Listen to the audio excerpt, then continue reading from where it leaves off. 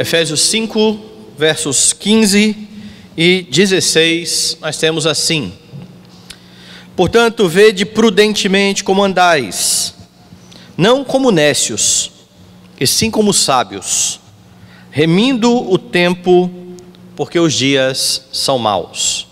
Vamos orar.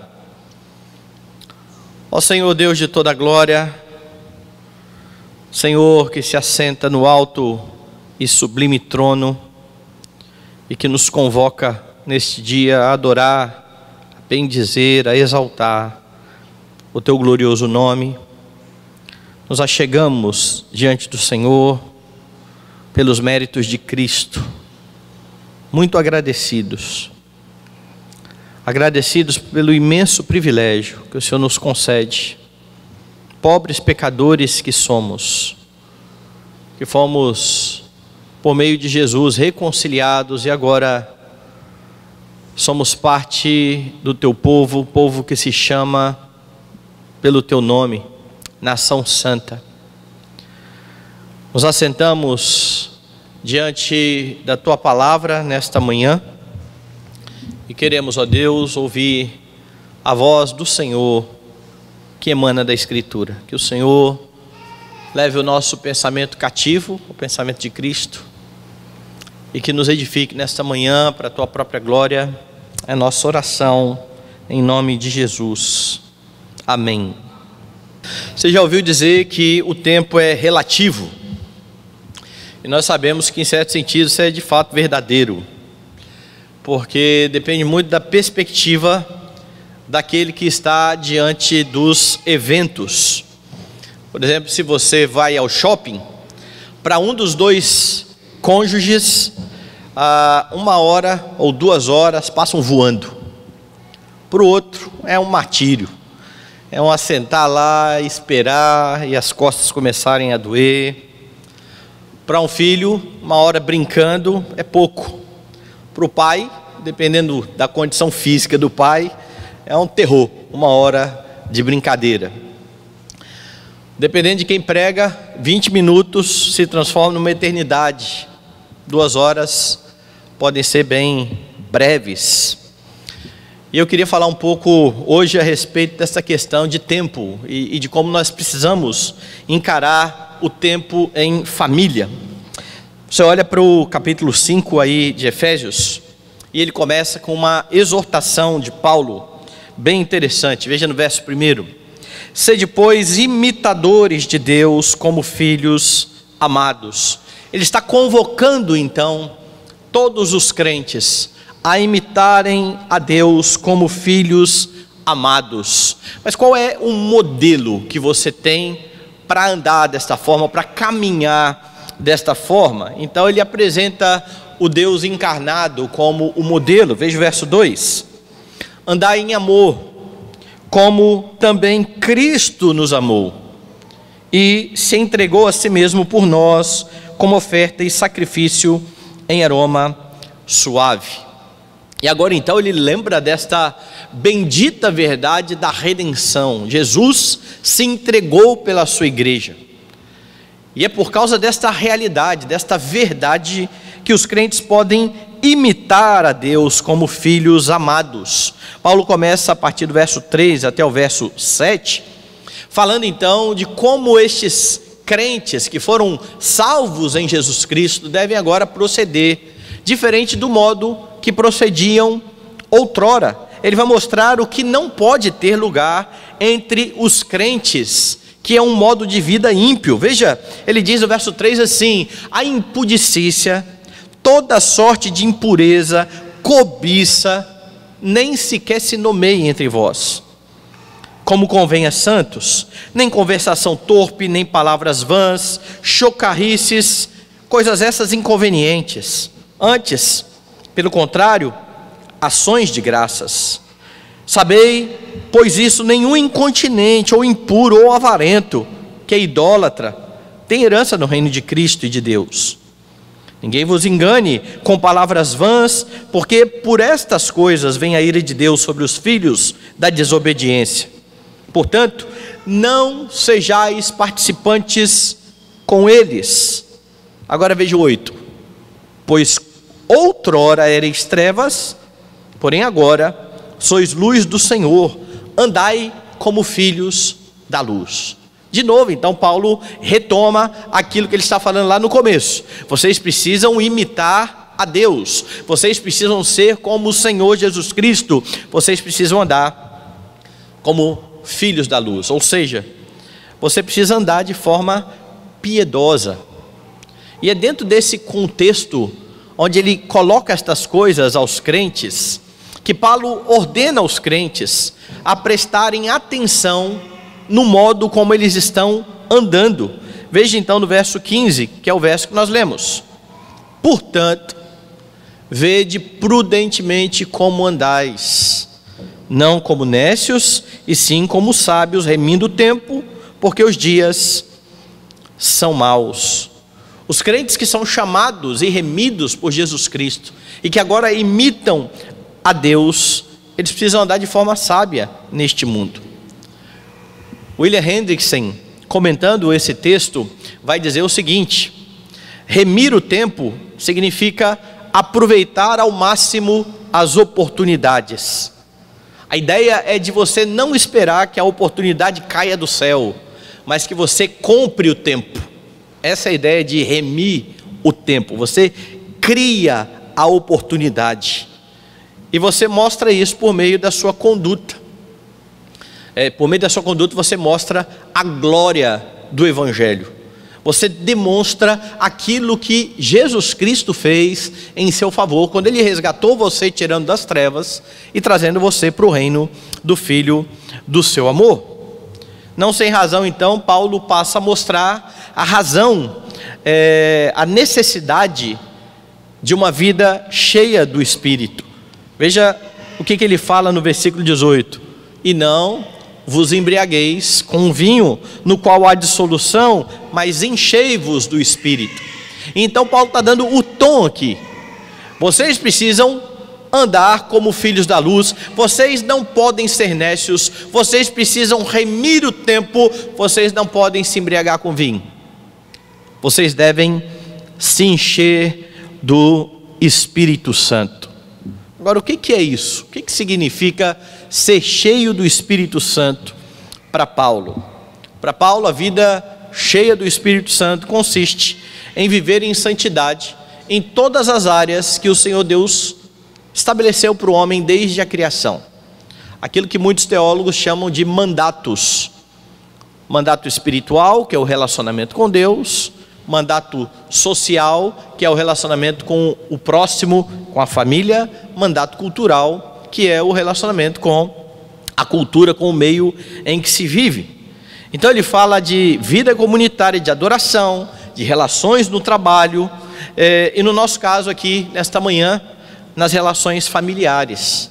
Paulo vai gastar tempo aí, a partir do versículo 21, dizendo: sujeitando-vos uns aos outros no temor de Cristo, as mulheres aos maridos, no verso 6, os filhos aos pais.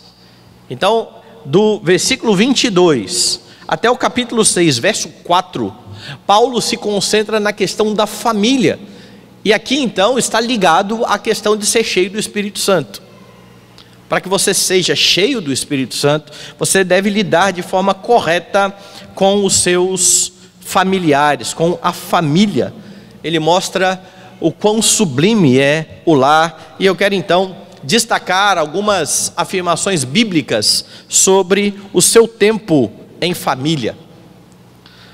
Primeira afirmação que eu quero fazer é que está no Salmo 90, que nós lemos aqui na liturgia. Você tem pouco tempo. Essa é a primeira afirmação bíblica a respeito do seu tempo. Você tem pouco tempo. Lá no Salmo 90, os versos 9b e o verso 10 dizem isso. Abra lá novamente. Diz assim o texto do Salmo escrito por Moisés: acabam-se os nossos anos como um breve pensamento. Os dias da nossa vida sobem a 70 anos, ou em havendo vigor a 80, neste caso, o melhor deles é canseira e enfado, porque tudo passa rapidamente, e nós voamos. Moisés está mostrando aqui que diante da infinitude e eternidade de Deus, a vida humana é um sopro. Ela é bastante breve, e isso por conta da queda. A queda abreviou os dias do homem. O homem, a partir do momento em que quebrou o seu relacionamento com Deus, experimentou a morte. A morte veio a Adão e a morte passou a todos os homens. E por conta disso, a vida do homem neste mundo tem um limite. É bem verdade que quando você olha antes de Gênesis capítulo 6, você vai ver pessoas vivendo 400 anos, 300 anos. Mas a partir de Gênesis capítulo 6 há um marco, e Deus vai dizer que os dias do homem serão 120 anos. Está ali um marco sendo estabelecido. Curiosamente, Moisés é um destes que vai viver até 120 anos. Ele tem 3 blocos aí de 40 anos, 40 em que ele está na casa de Faraó, 40 que ele vive errante no deserto ali, onde ele se casa e conhece o seu sogro, 40 depois de tirar o povo do exílio e caminhar com este povo desobediente ali no deserto, sendo tratado pelo Senhor. E aí você fala assim, mas 120 anos é muito ano.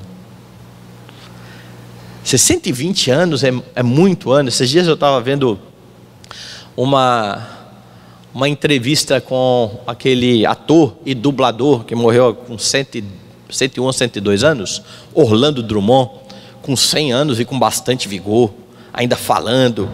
Mas não é todo mundo que chega a 100 anos dessa forma, não. Tem uns que estão com 60 e já estão parecendo que já tem 80.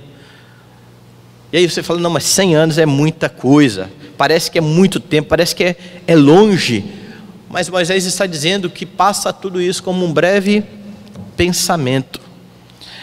A ideia então de Moisés, quando ele pede, ensina-nos a contar os nossos dias, é de entender e aprender a discernir os dias, a fim de utilizar os dias com sabedoria, já que eles são breves.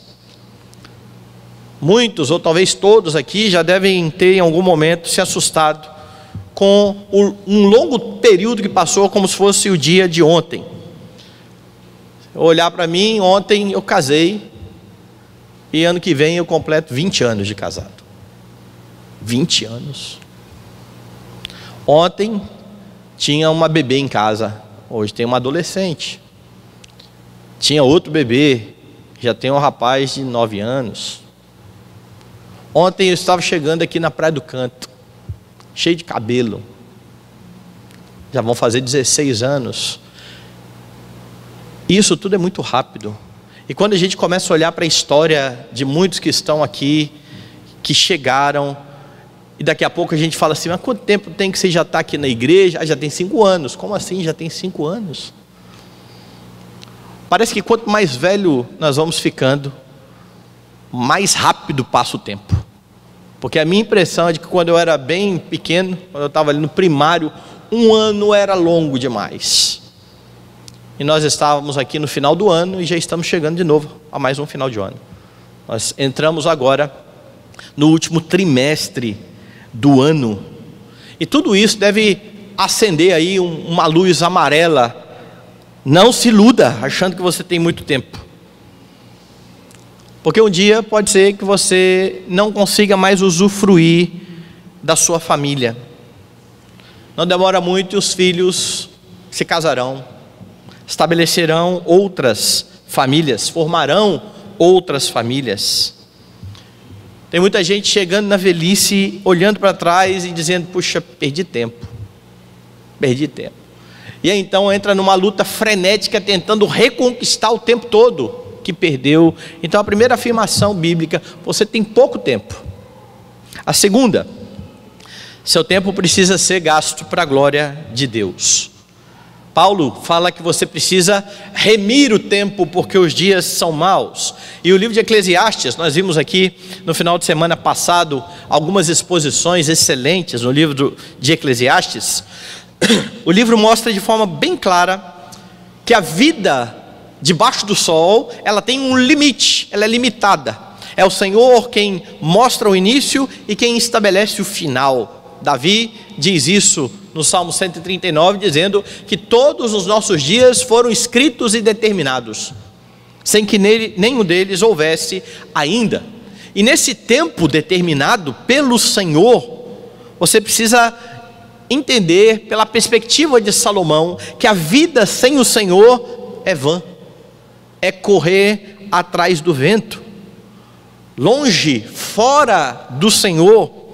Ainda que pareça que você está aproveitando muito bem o seu tempo, com tudo que você propõe a fazer, você vai descobrir que um dia tudo isso não passou de correr atrás do vento. Vaidade. Eu já usei aqui uma vez uma ilustração, um trecho do Forrest Gump, que é uma crítica, na verdade, ao cristianismo, mas eu inverti a crítica e eu costumo usar aqui como um exemplo disso. Tem uma hora do filme que ele vai contar que um dia ele estava sentado e ele tinha ganhado os tênis novos, e ele está ali então olhando e falou assim: me deu vontade de correr. Então eu corri e eu fui até o final da rua, e eu já tinha chegado até o final da rua, então eu corri o quarteirão. E então eu corri o quarteirão, já tinha chegado até o final do quarteirão, eu resolvi atravessar a cidade, então atravessei o condado, e então ele começou a correr, e ele passa 3 anos correndo. Só que nesses 3 anos ele já virou notícia, as pessoas já estão falando o tempo todo na TV que tem um maluco correndo, ele já está de barba crescida, de cabelão, e já tem um monte de gente atrás dele. Já tem muitas pessoas que estão olhando para ele como um grande exemplo. E então, nesse momento, acontecem algumas coisas engraçadas ali, e depois de 3 anos ele diz: então eu parei. E então ele para, e se vira, e todo mundo que vem correndo atrás dele está olhando para ele, esperando o grande discurso, ou uma palavra de sabedoria, alguma coisa que vai acontecer, e ele simplesmente diz assim: eu estou cansado, eu vou para minha casa. E ele vai embora, e fica todo mundo frustrado, o que aconteceu? E eu costumo dizer que essa é uma ilustração do livro de Eclesiastes. Algo que olhando de fora parece uma questão fantástica, olha que objetivo. Ele não tinha objetivo algum, ele simplesmente estava correndo atrás do vento. E tem muita gente dentro da igreja que acaba vivendo dessa forma. Nosso catecismo nos traz uma afirmação maravilhosa a respeito da vida e dos objetivos da vida, bem diferente desse do Forrest Gump. O fim principal do homem é glorificar a Deus e gozá-lo para sempre. E se o homem viver desta forma, ele não terá nunca esta sensação de tempo perdido, de desperdício de tempo. Você pode ver isso no Salmo 127. O Salmo 127 para mim é um resumo bastante interessante de Eclesiastes. Ele deixa bastante clara a questão do correr atrás do vento, porque ali então ele vai dizer, Salomão: inútil vos será levantar cedo, ou levantar de madrugada, repousar tarde, comer o pão que penosamente granjeaste.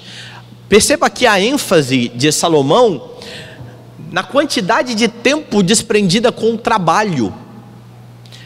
Este homem não é um à toa, não é um preguiçoso, ele é um homem que levanta de madrugada, é um homem que dorme tarde para ter com que comer, para comer o penoso fruto do seu trabalho. E quando Salomão fala do penoso fruto, isso precisa lembrar ou trazer à sua mente aquilo que Deus falou depois da queda para Adão: do suor do teu rosto comerás do teu pão.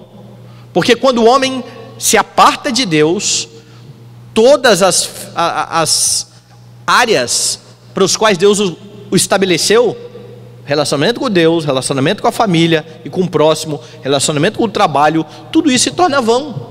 Ele se apartou do Senhor. A família por vezes vira um fim em si mesmo ou não tem importância. O trabalho vira um fim em si mesmo ou não tem importância?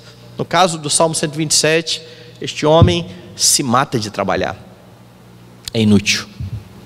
Tudo isso é inútil. Porque quando você está fora de Cristo, o seu tempo, que já é pouco, perde totalmente o sentido. Agora, o contraste lá do Salmo 127 é que aos seus amados Ele dá enquanto dormem.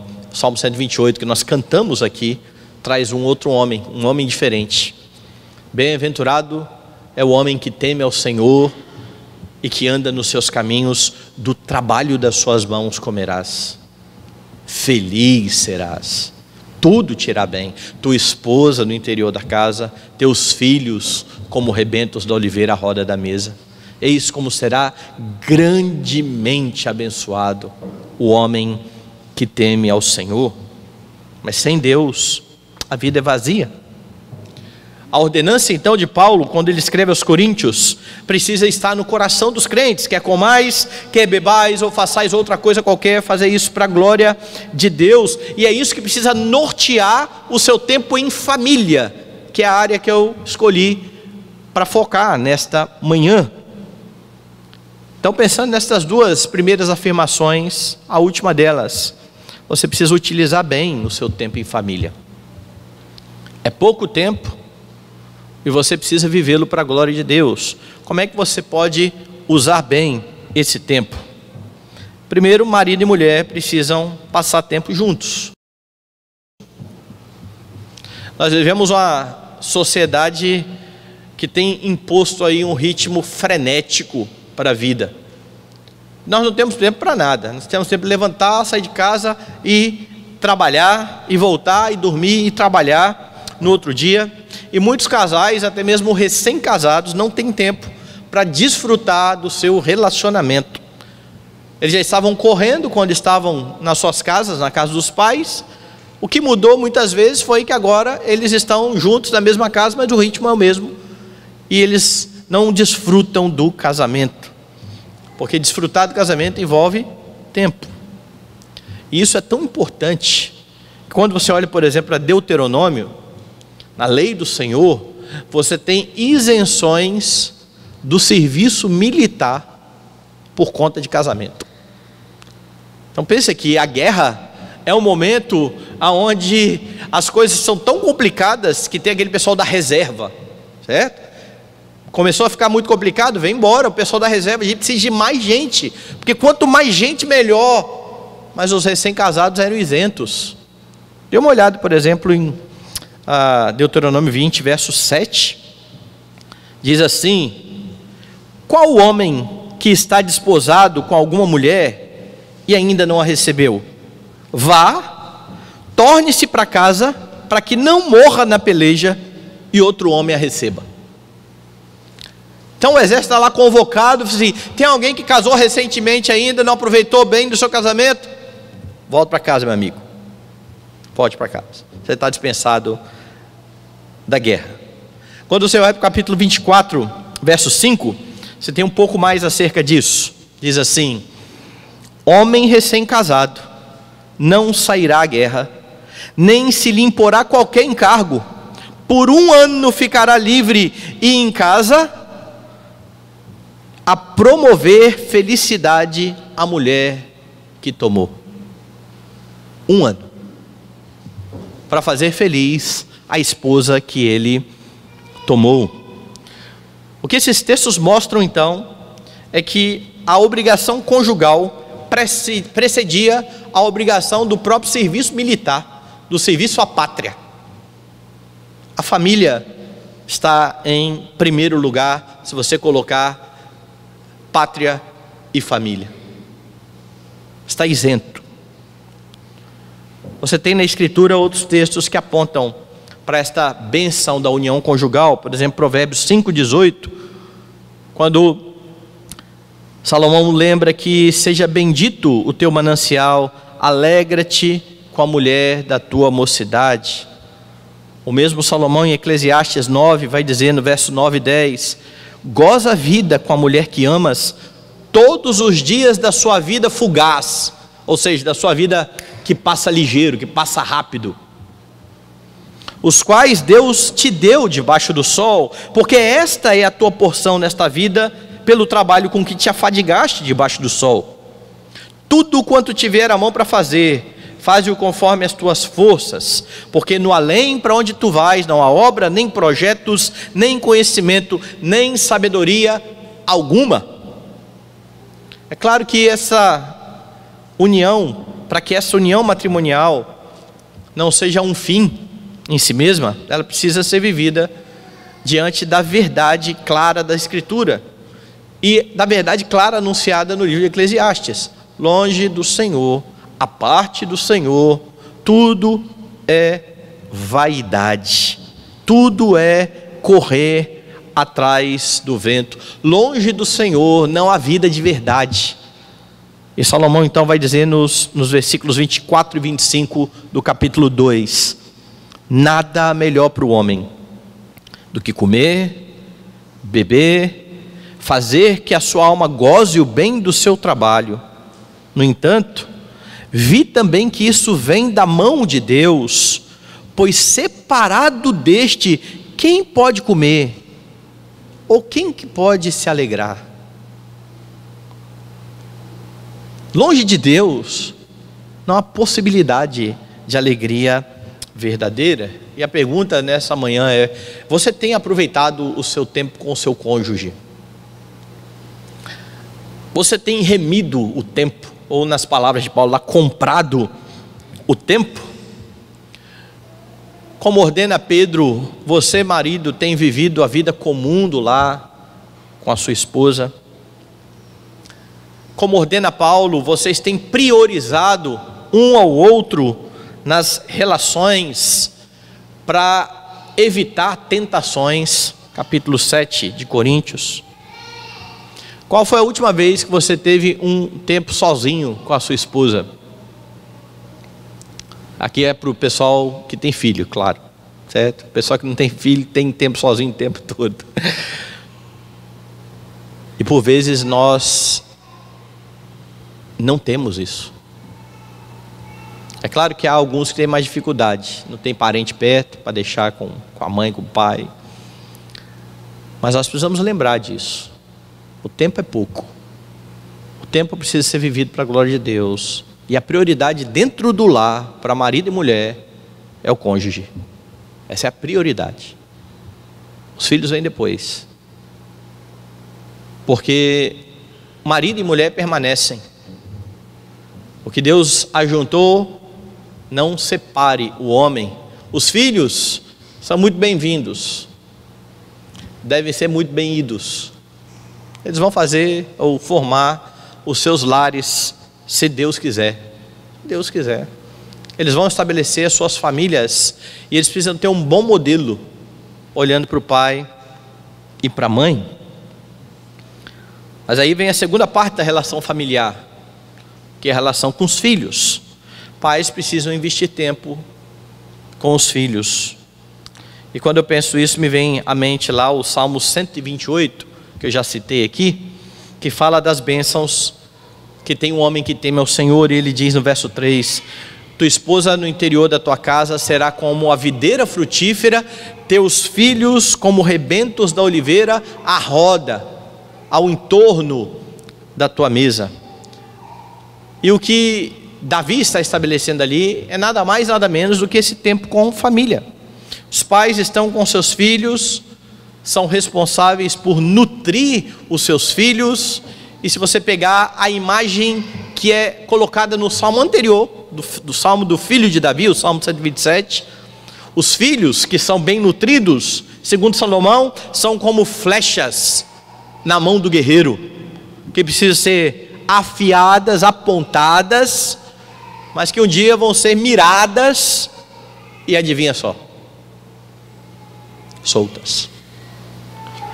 O seu trabalho é apontar bem a flecha, certo? Afiar e apontar para a direção certa. Você fez o seu trabalho, largue a flecha. A flecha não é feita para ficar na aljava.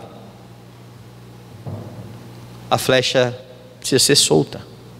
Mas quem dá direção à flecha é o arqueiro. Os cônjuges aqui fazem este papel. Eles precisam então instruir os seus filhos no temor do Senhor. E essa instrução, ela pode ser formal, ela pode ser no culto doméstico estabelecido ali, mas ela pode ser informal. Quando você está passeando, você vai na praia, quando você olha para a beleza da criação, e ao invés de ficar só babando na obra de Deus, você aproveita para mostrar ao seu filho a grandiosidade desse Deus. E o quanto esse Deus nos deu para usufruirmos e para cuidar para a glória dele. Então não precisa ser só em casa com a Bíblia aberta. Essa instrução é o tempo todo. Essa instrução é quando os filhos estão vendo pai e mãe se relacionando de forma correta e bíblica, sem agressões, sem gritaria um com o outro, com respeito. Porque não se engane, os filhos estão aprendendo para o bem ou para o mal. Eles vão aprender a ser gentis como pai e mãe, ou eles vão aprender a ser brutos como pai e mãe. E se você age de forma bruta lá na frente, você vai falar assim, mas como que esse menino é tão bruto assim? Adivinha quem está molando a flecha? Então gaste tempo com seus filhos. Instrua os seus filhos, e lembre que essa instrução é o tempo todo, certo? Tenha tempo de lazer com seus filhos. Crie aí memórias. Será que seus filhos vão ter memórias da infância com vocês? Eles vão lembrar que os pais tinham tempo para brincar, para ler, para estar junto, para rir, para falar bobeira, contar piada. Porque isso faz parte da vida também. Ou o pai só tem tempo de ganhar dinheiro, ganhar dinheiro, ganhar dinheiro. E agora? E agora é ganhar dinheiro, que a gente precisa de um pouco mais de dinheiro, com uma desculpa boa, para os meus filhos aproveitarem. Não, para você aproveitar. Às vezes o que o filho quer é o pai, é a mãe. E nós precisamos lembrar disso aí. E lembrar que até o tempo de lazer pode ser produtivo e pode ser de instrução. Jogos bíblicos, jogos que incutem no coração dos filhos a palavra do Senhor, porque é isso que Deuteronômio vai ensinar. As palavras estão no seu coração, tu as inculcarás a teu filho. Quando? É em todo o tempo. Acordando, ao deitar, ao andar pelo caminho, ao se assentar. Não há descanso nesta instrução. Agora aos filhos, e aí os filhos precisam prestar atenção nisso que eu vou falar aqui agora. Não achem que estar com pai e mãe é perda de tempo. Porque os filhos vão crescendo. E nós sabemos disso, nós já crescemos também, nós já passamos nessa fase aí. E nós achamos num momento da vida que estar com pai e com mãe é muito chato. Muito mais legal estar com um coleguinha, com um amiguinho, com a amiguinha. E que tem o seu lugar, e que é importante no desenvolvimento. Mas lembre-se, vocês não vão ter para sempre os seus pais. Vai ter um dia que vocês vão estar mais distantes dos pais no casamento. Vai ter um dia que os pais não estarão mais presentes. Porque Deus determinou um tempo debaixo do sol. E lá em Eclesiastes, Salomão fala exatamente a respeito do final da vida, no fim do livro. Tem um dia em que nós encontraremos com o Senhor. Para os pais crentes que se encontram com o Senhor, é bênção. Para os filhos que ficam, muitas vezes é tristeza. E muitas vezes, sabe o que é também? Remorso. Aí vai começar o tempo, hoje não gastei tempo, eu podia ter feito, eu podia. É um tempo que não existe mais. Faça agora, aproveite, usufrua. Aproveite a bênção que Deus concedeu a você de ter pais.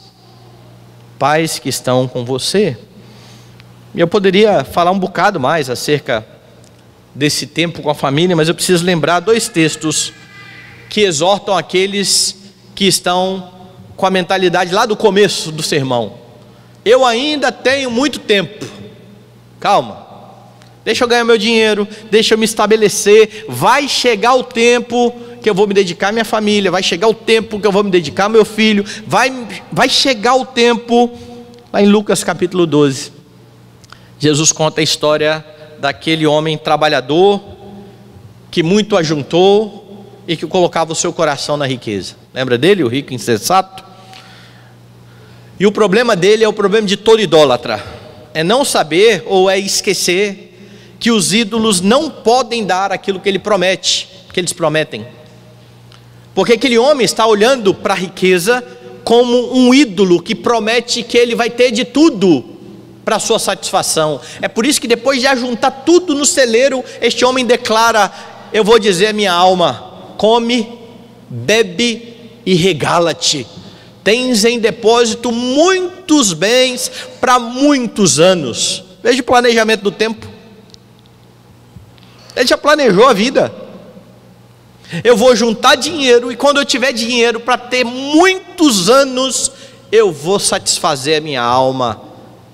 E então Jesus fala que naquela noite, daquela declaração, o que este homem ouviu foi: louco, essa noite te pedirão a tua alma, e o que tens ajuntado, para quem será?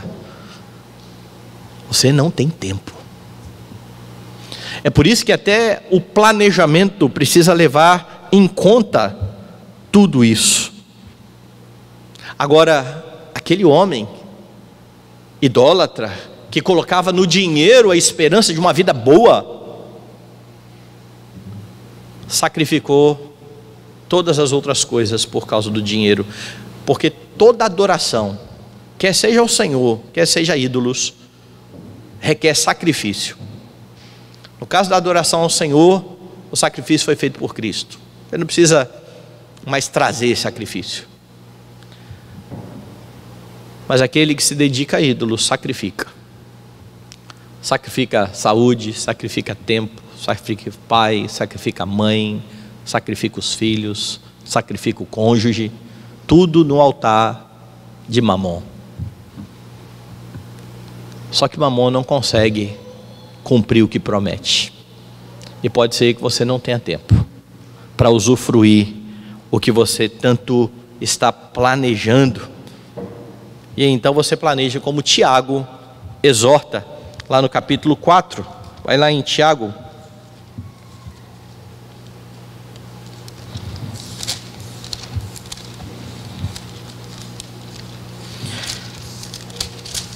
Veja só como que Tiago dirige a sua exortação a partir do verso 13. Atendei agora vós que dizeis: hoje ou amanhã iremos para a cidade tal, e lá passaremos um ano, negociaremos, teremos lucros. Tiago está falando de gente trabalhadora, tá? É gente que rala, é gente parecida com aquele lá do Salmo 127, que levanta cedo e dorme tarde. Não há pecado em trabalhar. O pecado está em fazer todas essas coisas desconsiderando o Senhor. É por isso que vem a exortação de Tiago: vós não sabeis o que sucederá amanhã. Que é a vossa vida? E aqui parece que Tiago está quase lendo o Salmo 90 de Moisés. Sois apenas como neblina, que aparece por instante e logo se dissipa. Em vez disso, deveis dizer: se o Senhor quiser, não só viveremos, como também faremos isto ou aquilo. Agora, entretanto, vos jactais das vossas arrogantes pretensões. Toda jactância semelhante a esta é maligna. Portanto, aquele que sabe que deve fazer o bem não faz, nisso está pecando. E o bem aqui estabelecido por Tiago é exatamente esta questão do planejamento considerando o Senhor. É assim que você planeja a sua vida. Então não seja soberbo ao planejar, deixando o seu tempo em família para um futuro que você não sabe se terá. Porque às vezes nós planejamos tanto o nosso futuro e esquecemos de amar quem está aqui agora. Quem está aqui agora precisa ser amado. Marido, a mulher, pais e filhos, irmãos. Mas eu estou planejando tanto lá para frente, que eu estou esquecendo de quem está do meu lado, de quem vive comigo, de quem o Senhor colocou aqui para caminhar comigo. O tempo que você deve se dedicar à família enquanto os seus filhos estão em casa, porque um dia, se Deus quiser, como eu disse, eles estabelecerão os seus lares, e então eles vão possivelmente replicar o exemplo que eles estão tendo agora. Possivelmente. Então gaste tempo, e por meio de Jesus você pode fazer isso. Quando Paulo diz aos crentes que eles devem remir o tempo porque os dias são maus, ele não está falando aos crentes que eles estão sozinhos, ele apresentou um modelo, como eu disse aqui. Nós vamos remir o tempo ao imitar o Redentor. Jesus se deu pela sua igreja, para que a sua igreja fosse salva, para que a sua igreja fosse santificada. Então a ordem de Paulo ali, no contexto de remir o tempo, que é enchei-vos do Espírito, é possível, porque Jesus, ao subir aos céus, e como diz Paulo, levou cativo o cativeiro e concedeu o Espírito e deu dons aos homens. Você foi capacitado pelo Senhor para viver a vida abundante que Ele afirma que veio dar. E esta vida envolve algumas instâncias. Se você lembrar do salmo que nós lemos, começa no lar. Bem-aventurado o homem que teme ao Senhor, anda nos seus caminhos. Do trabalho de suas mãos comerás, feliz serás, tudo te irá bem, tua esposa no interior da sua casa será como uma videira frutífera, seus filhos como rebentos da oliveira, a roda da sua mesa, eis como será grandemente abençoado o homem que teme ao Senhor. Depois de falar da família, que então ele fala, o Senhor te abençoe desde Sião, para que vejas a prosperidade de Jerusalém durante os dias da tua vida. Vejas os filhos de teus filhos, paz sobre Israel. Veja as instâncias: família, Sião, encontro de famílias para adoração, Israel, a nação bendita, cujo Deus é o Senhor. Você faz parte dessa nação. A nação bendita, cujo Deus é o Senhor, não é o Brasil, não são os Estados Unidos, não é nenhum país desse mundo. Houve uma nação escolhida por Deus, que na antiga aliança foi chamada de a nação feliz, cujo Deus era o Senhor, Israel. Hoje essa nação está espalhada por todo o mundo. É o Israel de Deus, é a igreja do Senhor. Nós que fomos chamados para ser nação santa, povo de propriedade exclusiva de Deus. A igreja é a nação cujo Deus é o Senhor. E é bom lembrar isso num dia como hoje, num dia de eleição, onde nós achamos que a nossa vida vai piorar ou melhorar a depender de quem se assentar na cadeira do presidente, no Estado. Estas coisas são importantes e fazem parte, mas nós precisamos lembrar que a alegria, a satisfação, a segurança estão naquele que se assenta no trono, que chama o seu povo para adorá-lo, que dá ao seu povo famílias.